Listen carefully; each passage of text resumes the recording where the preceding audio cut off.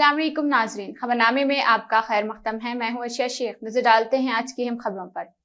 रियासत तेलंगाना के जिला नलगुंडा में एक छोटा तैयारा हेली गिर पड़ा। इस हादसे में खातून पायलट और ट्रेनी पायलट हलाक हो गए। ये तैयारा जिला नलगुंडा के चिलाकर्ती और तुंगातर्ती के दरमियान खेतों में गिर पड़ा। मुकामी अफराद ने बताया कि बरखी के पोल से टकरा जाने के बाद तैयारा नीचे गिर पड़ा।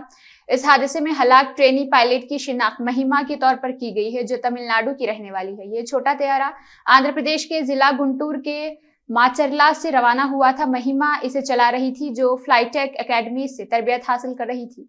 समझा जाता है कि तवाजुन खो पड़ने के नतीजे में ये वाकया पेश आया। ये हादसा इतना खतरनाक था कि पायलट्स के आज़ा मुख्तलिफ मुकामात पर बिखर गए।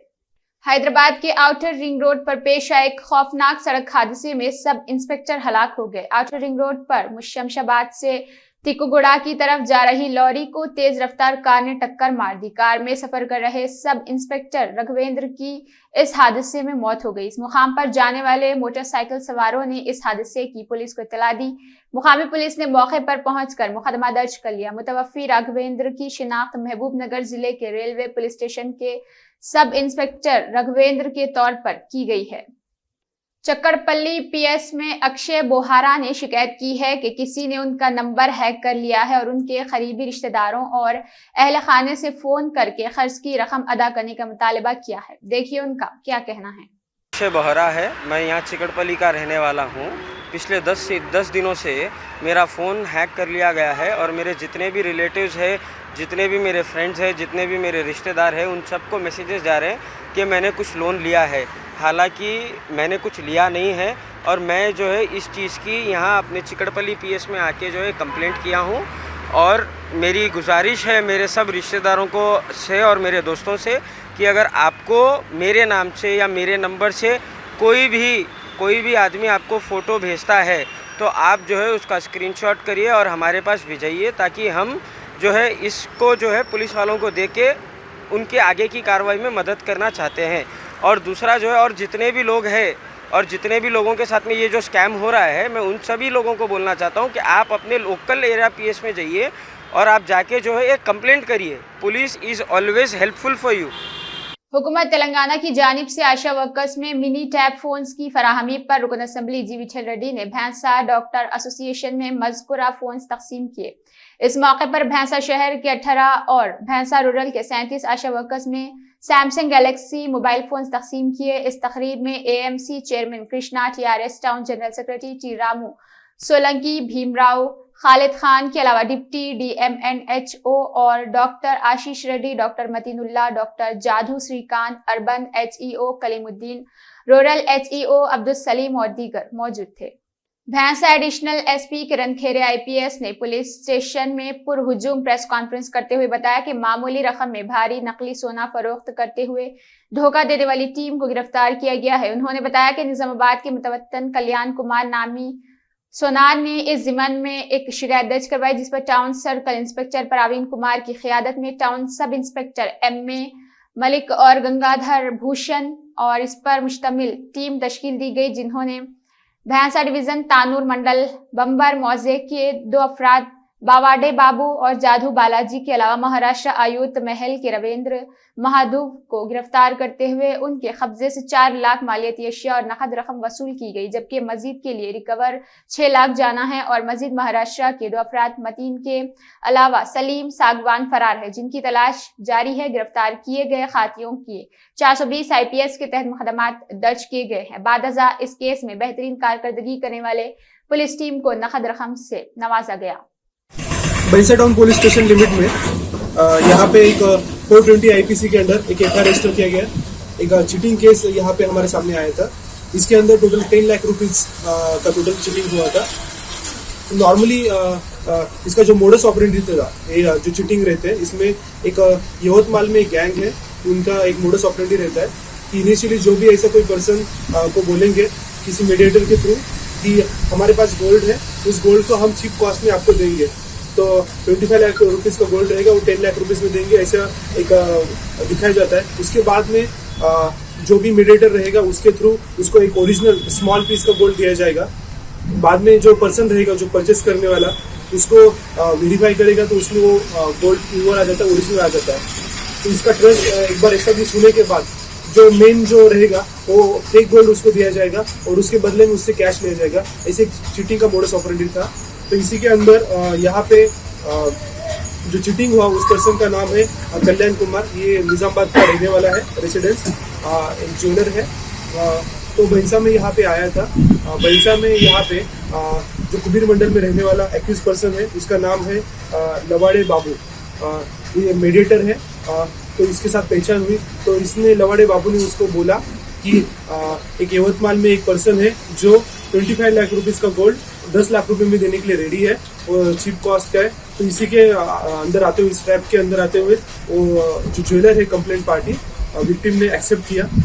बाद में जो पार्टी थी यवतमाल की, उनके साथ उनका दोनों का कोऑर्डिनेट हुआ। वहाँ पे जाने के बाद उसने 2 ग्राम का एक ओरिजिनल गोल्ड पीस जो कंप्लेंट पार्टी है विक्टिम पर्सन को दिया। विक्टिम पर्सन में उसने क्रॉस चेक किया इनिशियली, तो उसको ओरिजिनल गोल्ड मिला। उसके बदले में उसने 1 लाख रुपीज एडवांस दिया था, 1.5 लाख रुपीज एडवांस दिया था।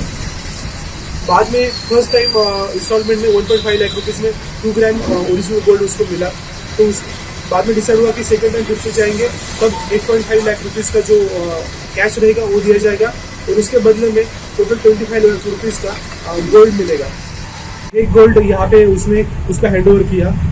इसमें ये आयरन का है टोटल पीस, लेकिन इसके ऊपर गोल्ड का पॉलिश है। तो इनिशियली जो भी केमिकल ट्रीटमेंट था उसमें ज्वेलर ने वहाँ पे चेक किया ऑन द स्पॉट, तो उसको पाया कि यहाँ पे जो ओरिजिनल है यहाँ पे गोल्ड पॉलिश है, लेकिन इसके अंदर क्या है उसका प्रॉपरली चेकअप नहीं हुआ था। तो 8.5 लाख कैश उसने हैंड ओवर किया, लेकिन उसके बदले में एक फेक गोल्ड उसको मिला। तो हमने एक स्पेशल टीम यहाँ पे एस्टेब्लिश की। तो इसमें स्पेशल टीम में इंस्पेक्टर प्रवीण कुमार, भैंसा टाउन पुलिस स्टेशन, साथ में SI मलिक और कॉन्स्टेबल्स गंगाधर एंड भूषण यहाँ पे शामिल थे। 2-3 बार हम यवतमाल में गए। डिफरेंट टेक्निकल एविडेंसेस एनालाइज करने के बाद हमने जो एक्यूज थे उनको आइडेंटिफाई किया और सभी एक्यूज को हमने अरेस्ट किया। टोटल इसमें 5 एक्यूज है। उनके नाम है, जो मेन एक्यूज है Ravindra काटरे, residence of Yavatmal town. इसके बाद में सेकंड है लवाड़े बाबू, रेसिडेंस ऑफ थानोर मंडल। ये मीडिएटर है जिसने कंप्लेंट पार्टी से उसकी मुलाकात करवाई थी। और जो अभी भी दो एक्यूज्ड है वो अभी भी फरार है। उनका नाम है मतीन एंड थर्ड पर्सन है सलीम सागवान। ये दोनों भी यवतमाल के रहने वाले, उनके बारे में भी हम चेकअप कर रहे हैं। तो अभी तक जो लास्ट 7-8 डेज से जो भी इन्वेस्टिगेशन कर रहे हैं उसी के अंडर हमने टोटल 4 लाख रुपीज वर्थ हमने अभी तक मटेरियल सीज किया है, रिकवर किया है। इसके अंदर टोटल गोल्ड की बात की जाए तो 2 लाख रुपीज का गोल्ड है। इसमें 1 गोल्ड चेन है विच इज 2.5 तोला गोल्ड। इसके बाद में 2 रिंग्स है जो 1.5 तोला का रिंग्स है। और बाद में यहाँ पे टोटल 2 लाख रुपीज कैश है। टोटल 4 लाख रुपीज का हमने अभी तक रिकवरी किया। रिमेनिंग जो 6 लाख रुपीज का रिकवरी है वो भी जल्द से जल्द किया जाएगा। और जो 2 एब्सकॉन्डर है मतीन और सलीम सागवान, उनको भी हम गिरफ्तार करेंगे। D Joel Davis IPS DCP west zone और Shri Radha Kishan Rao DCP task force Hyderabad के जरिए आज DCP वेस्ट जोन के दफ्तर में एक प्रेस मीट का इनेकाद किया गया। इस दौरान पुलिस स्टेशन हिमायतनगर और west zone task force team के जरिए 2 हाउस बगलर मुजरिमों की गिरफ्तारी और 50 तोला तलाई जेवरात और 10,000 रुपए नकद, 1 दोपहिया जियो बाइक की बाजियाबी के सिलसिले में जिनकी मालियत 26 लाख रुपए है। इस जिमन में मजीद तफसीलात बताई। आज हमारा DCP task force Radha Kishan sahab और inspector west zone Srinath Reddy sahab के साथ हिमायतनगर पुलिस भी मिला के 4 अक्यूज को पकड़ा है। उसमें 2 मेजर है, 2 जुवेनाइल्स है। ये दोनों भी आसिफ नगर और फर्स्ट लैंसर एरिया में रहते हैं। मेन अक्यूज का नाम सैयद इरफान पाशा है। सेकेंड अक्यूज का नाम सैयद अली उजाफा है। उनके पास से 50 तोला गोल्ड और 10,000 कैश और एक 2 व्हीलर सीज किए हैं हम लोग। ये दोनों जुवेनाइल के साथ बैड हैबिट्स भी है उन लोगों को। 6 महीने पहले ये लोग प्लान करके हमारा हैदराबाद में डिफरेंट प्लेसेस रखी करके कहाँ का लॉक्ड हाउसेस है, पोटेंशियल हाउसेस है, ऐसे सेलेक्ट किया है। सेलेक्ट करके नाइट ये लोग 4 लोग मिला के वहाँ जाके आयरन रॉड यूज़ करके ये चोरी किए। इसमें ए टू सैयद अली उसाफा ऑलरेडी अबिड्स पुलिस स्टेशन में एक केस में इन्वॉल्व है और पकड़ने के बाद ये लोग 7 अफेंसेस कन्फेस किए। इसमें हुमायूं नगर का 3 केसेस है, आसिफ नगर का 1 केस है, गोलकोंडा का 1 केस है और मंगलघाट का 1 केस है। इसमें हमारा टास्क फोर्स डीसीपी साहब और west zone task force inspector Srinath Reddy sahab और उनका टीम मेंबर्स बहुत अच्छा काम किए। आई कंग्रेचुलेट ऑल ऑफ दम। लोग पूरा बैड हैबिट्स में इन्वॉल्व है, पूरा ये पीते एंड हुक्का इन्वॉल्वमेंट है और अदर बैड वाइसेस में भी इन्वॉल्वमेंट है, इसलिए कर रहे हैं वो लोग। गाड़ी भी चोरी का ही है? नहीं, गाड़ी चोरी का नहीं, चोरी टास्क फोर्स ऑफिसर से। तेलंगाना हुकूमत सरकारी स्कूलों को कॉर्पोरेट स्कूलों के तर्ज पर सहूलियात फराहम करने के लिए हमारा शहर और हमारा स्कूल मुहिम का आगाज किया, जिसके पेश नज़र भैंसा डिवीजन व तालुका के सरकारी स्कूलों में तलबा के लिए तमाम तर सहूलियात की फराहमी को यकीनी बनाने के लिए पहले मरहले के तहत 45 से 50 करोड़ रकम की मंजूरी के लिए एक रिपोर्ट तैयार करते हुए हुकूमत की रवाना की जा रही है और जिसकी मंजूरी बहुत जल्द अमल में आएगी। इन ख्यालात का इजहार रुकन असेंबली जी विठल रेड्डी ने भैंसा IB गेस्ट हाउस में प्रेस कॉन्फ्रेंस के दौरान किया। इस मौके पर AMC chairman Krishna, TRS town general secretary T Ramu, मौजा कुप्टी, सरपंच डॉक्टर रमेश, राजेश्वर, खालिद खान और दीगर मौजूद थे। सर्वे कराया गया तो सर्वे में तो करें स्कूलों में एडिशनल क्लासरूम, कंपाउंड वॉल, पानी पीने का पानी का सहूलत और टॉयलेट्स और जो है ग्राउंड अच्छा बनाना और करंट का और जो है फर्नीचर, कलरिंग, ये पूरे सहूलत देने के वास्ते पूरे अपने तालुके में लगभग 50 करोड़ रुपए ये फर्स्ट इंस्टॉलमेंट में मंजूर किया गया। नेक्स्ट ईयर अप्रैल के बाद और 25 स्कूल में भी और फंड्स देने का है। उसमें अब जो स्कूल से इसमें काम करेंगे। Mynampally Hanumanth Rao MLA Malkajgiri, TRS party से वाबस्ता MLA के फर्जंद रोहित ने आज उस्मानिया दवाखाना पहुंचकर दलित तबके के शिवापा नामी नौजवान जिसकी उम्र 32 साल बताई गई है, जो जिगर के इन्फेक्शन के मर्ज में मुब्तला बताए गए हैं, उनसे मुलाकात करते हुए उनकी इयादत की और कुछ इमदादी रकम भी हवाले की। गवर्नर तमिलिसाई ने गोल्ड मेडल जीतने वाले तलबा को मुबारकबाद दी। असातिज़ा ने तलबा की तरबियत की और वालिदैन ने कहा कि वो हमेशा उनका ख्याल रखेंगे। तलबा को हमेशा पुरएतमाद रहना चाहिए। गवर्नर ने कहा, गुज़िश्ता चंद दिनों से नौजवानों की खुदकशी का मामला एक संगीन मसला बन गया है। नौजवानों को हमेशा मजबूत होना चाहिए। हर किसी को वज़ीर-ए-आज़म के बेलौस हिंदुस्तान के हिस्से के तौर पर एक नया रास्ता चुनना चाहिए। आपको नौकरी देने के अमल के तौर पर सख्त मेहनत करनी होगी। तलबा को हमेशा असातिज़ा का एहतराम करना चाहिए। शादी से कता नजर हर लड़की को तालीम याफ्ता होना चाहिए। इसी के तहत शादी की उम्र बढ़ा दी गई है। उन्होंने कहा कि तलबा में नए रुझान का आगाज किया जाए। And my best wishes to all the students and the achievers who are here to receive the degrees as well as the gold medals. First of all, my best wishes to you all. And now we are running out of time. The time which I should have delivered my address is some 20 minutes back. Earlier, you will be having my address, Chancellor's convocation address.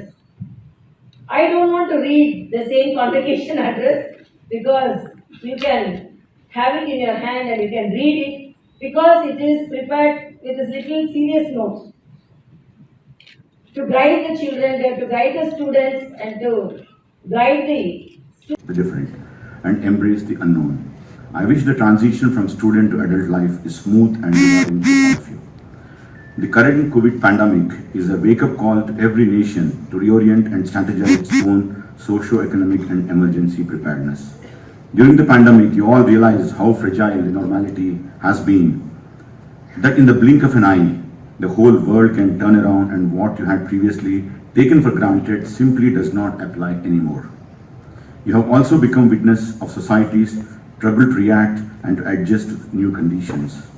Education has also followed the same path, completely new from the education what we were getting. You got into adaptability very quickly, which clearly indicates that you are the adaptable children of the next generation. COVID has brought out the importance of the education in pursuing life in a holistic manner. These hard times have built our inherent capacity to adapt and mold up the different and embrace the unknown. I wish the transition from student to adult life is smooth and rewarding to all of you. The current COVID pandemic is a wake-up call to every nation to reorient and strategize its own socio-economic and emergency preparedness. During the pandemic, you all realized how fragile the normality has been, that in the blink of an eye, the whole world can turn around and what you had previously taken for granted simply does not apply anymore. You have also become witness of society's struggle to react and to adjust to new conditions. Education has also followed the same path, completely new from the education what we were getting. You got into adaptability very quickly, which clearly indicates that you are the adaptable children of the next generation. COVID has brought out the importance of the education in pursuing life in a holistic manner. These hard times have built our inherent capacity to adapt and mold up. That JNTU is the first university of its kind in the independent India. We are proud to be part of this university. Today is a great day in our lives. Your hard work and dedication have been successful and you will be graduating today. This university had great pupils like Dr. Avinash Chandra, former Director General of India's Defence Research and Development Organization. One day, students like you sitting in this auditorium receiving their degrees. They are our inspiration. Opportunities before you are many, also the competition and also the challenges. I'm sure the knowledge you have gained in and out of the classrooms while studying here has enabled you to face these challenges head on. Life will continue to teach you lessons which I hope you will master quickly and become successful in life. You all have embedded creativity, the ability to think originally and unconventionally and not to be afraid of boundaries. Above all, Kulgam police मंशियात की smuggling और इसका प्रचार करने वालों के खिलाफ crackdown जारी रखे हुए है ताकि समाज से मंशियात की लानत को मुकम्मल तौर पर खत्म किया जा सके। पुलिस स्टेशन खाजीगंज के दायरा इख्तियार में मंशियात की स्मगलिंग के हवाले से एक काबिल एतमाद इत्तला पर पुलिस चौकी मीर बाजार की पुलिस पार्टी ने निपोरा में एक नाका लगाया और दौरान चेकिंग 2 अफराद मशमूल एक खातून राफिया जान उमर तकरीबन 33 साल साकिना चक बदवानी खाजीगंज और बशीर अहमद को गिरफ्तार कर लिया। डार साकिना सिद्दोरा खाजीगंज उमर तकरीबन 49 साल को गिरफ्तार करके उनके कब्जे से 5 किलो पोस्ट का भूसा और 4 ग्राम ब्राउन शुगर बरामद कर ली गई। उन्हें गिरफ्तार किया गया और इस सिलसिले में एफआईआर पुलिस स्टेशन खाजीगंज में दर्ज की है और तहकीकात जारी है। Deputy commissioner DC Ganderbal Kritika Jyotsna ने लाइन डिपार्टमेंट्स के सरबराहान की एक मीटिंग की सदारत की जिसमें district capex budget 2021-22 area development funds और दीगर बाकायदा स्कीमों के तहत जारी कामों की पेशरफ का जायजा लिया।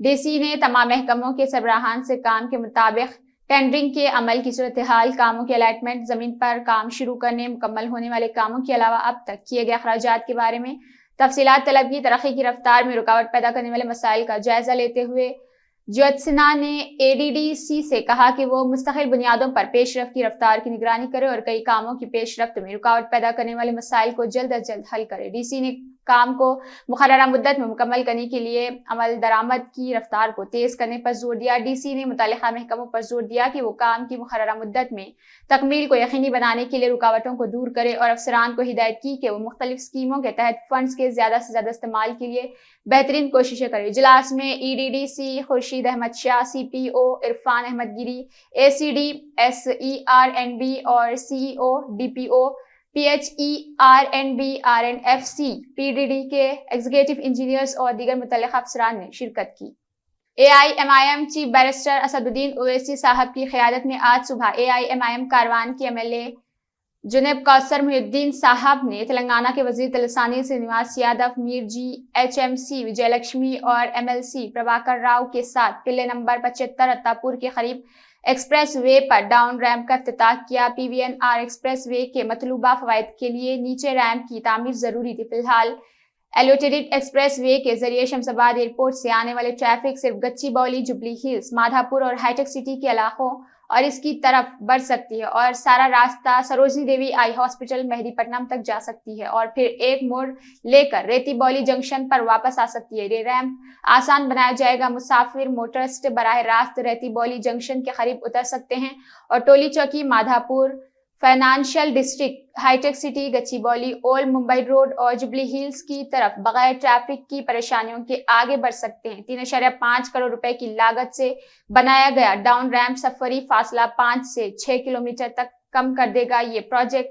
और इस HMDA मौके पर खैरताबाद जोनल कमिश्नर GHMC रविकिरण, AIMIM कारवान कॉर्पोरेटर मंडागी स्वामी यादव, टोली चौकी के शरीक कॉर्पोरेटर हारून फरहान, गोलकुंडा डिवीजन के शरीक कॉर्पोरेटर मोहम्मद बदरुद्दीन, सीनियर कायदीन, सरगर्म कारकुनान मौजूद थे।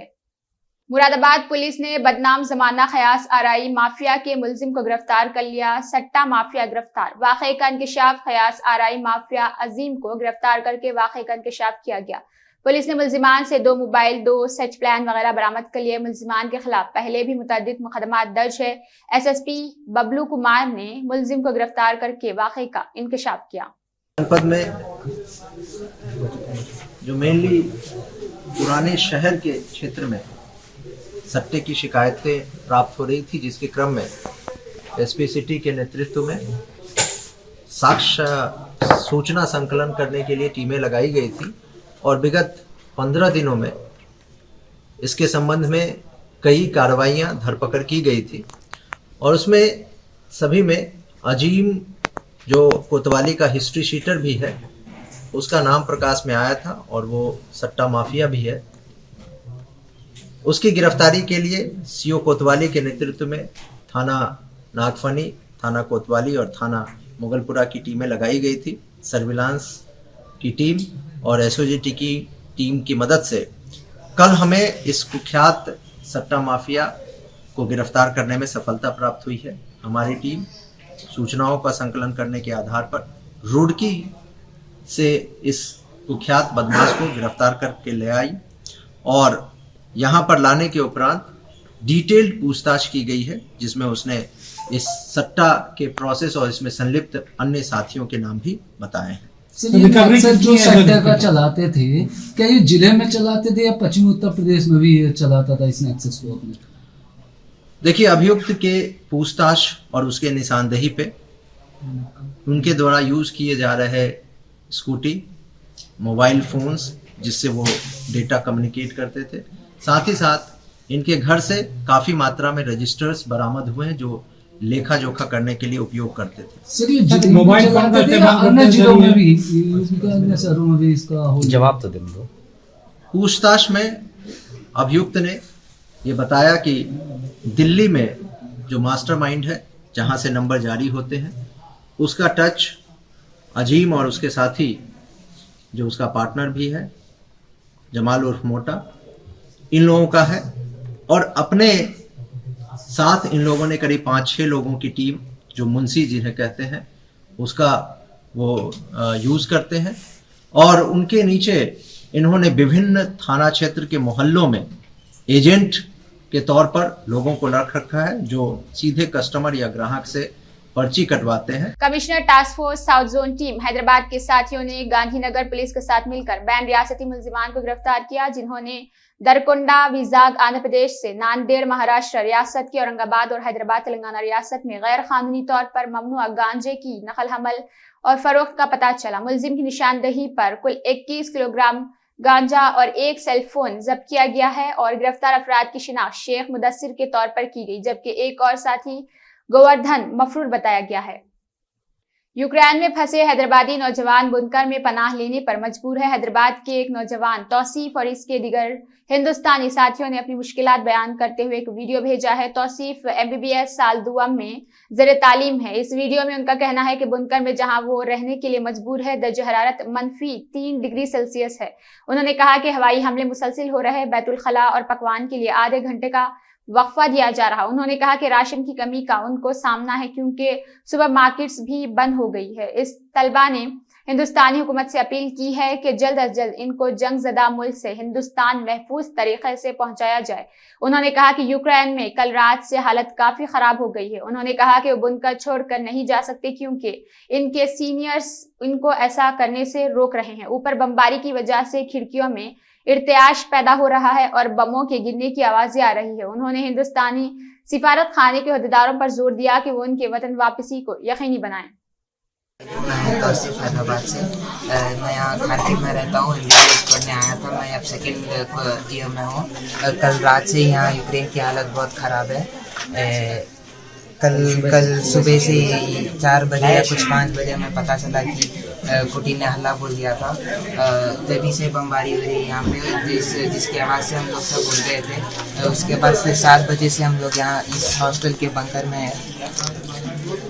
सिचुएशन ख़राब है और बमबारी लगातार हो रही है कंटिन्यूसली। ऐसा नहीं है कि बमबारी रुक रही है, बीच में आधे घंटे का टाइम मिलता है। खाना पीना जो भी करना है उसमें, वॉशरूम जाना है, किसी को फ्रेश होना है, 2 दिन हो गए नहाए नहीं है क्योंकि ऊपर टाइम ही नहीं मिलता। आधे घंटे में खाना बनाएंगे या बाथरूम जाएंगे, में बनाना पड़ रहा है। वही है। और गवर्नमेंट की तरफ से कोई रिप्लाई नहीं है। वही है, एम्बेसी नोटिस डालती रहती है कि हाँ इवैक्यूएशन ट्राई कर रहे हैं। अभी हमारी साइड से कोई ऐसी नहीं है, हमारी साइड से कोई हम जितना सपोर्ट मांग रहे हैं उतना मिल नहीं रहा है। और तो बस यही है कि कंटिन्यूसली बम एयर स्ट्राइक हो ही रही है। अगर आप अभी जाओगे, ऊपर जाओगे, वैसे जाने नहीं दे रहे। हमारे जो सीनियर वगैरह है 5th ईयर के 6th ईयर के, वो बच्चे रोक रहे हैं क्योंकि ऊपर जाने से प्रॉब्लम हो सकती है। और बंकर में ही स्टे करना है, सिक्योरिटी है। और हाँ, सिक्योरिटी की वजह से नहीं जाने दे रहे ऊपर। और फिर अगर जाओगे ऊपर तो भी देखोगे तो वाइब्रेशन वगैरह हो रही है, बिल्डिंग खिड़कियाँ वगैरह हिल रही हैं और प्रॉब्लम तो है ही। अब ना तो ऊपर जा पाएंगे, किसी को वॉशरूम जाना है, बस इतनी जगह में रहना है। वही 5-10 मिनट में एयर स्ट्राइक होती रहती है, एक बॉम्ब गिरते रहते कंटिन्यू। यहाँ पे तो उतनी आवाज़ नहीं आती, लेकिन अब जब आप ऊपर जाएंगे तो आपको आवाज़ भी आएगी, खिड़की वाइब्रेट होती रहेगी आपकी। डर का माहौल है भाई। ये जो है अभी इंडियन एम्बेसी से दोबारा रिक्वेस्ट है कि आप करवाएं, बस उन लोग से जल्दी इवैक्यूएट करवाएं। हम को यहाँ उन्होंने स्टार्ट किया है, लेकिन वो बॉर्डर पे स्टार्ट किया है, पोलैंड वो जो कि वेस्टर्न साइड पे है, वेस्टर्न साइड पे, हम टोटली ईस्टर्न साइड पे है। तो टोटली हमारी साइड ज़्यादा एयर स्ट्राइक वगैरह ज़्यादा हो रही है। कीव में, खारकीव में, से बॉर्डर 50 किलोमीटर दूर है। अभी अनएक्सप्लोडेड बॉम्ब भी गिर रहे हैं। अनएक्सप्लोडेड बॉम्ब मत, अगर उनका कोई पता नहीं है कि भाई कब फट जाएंगे। जो अनएक्सप्लोडेड है ऑटोमेटिक वो होता है एक्सप्लोजन वाला।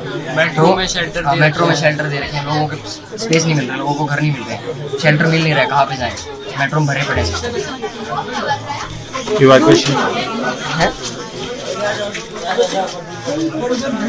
इवैक्यूएशन के लिए क्या बोलना चाह रहे हैं? इवैक्यूएशन का जब पूछा तो नोटिस डाला था इन्होंने इवैक्यूएशन के लिए कि भाई इवैक्यूएट करवाएंगे।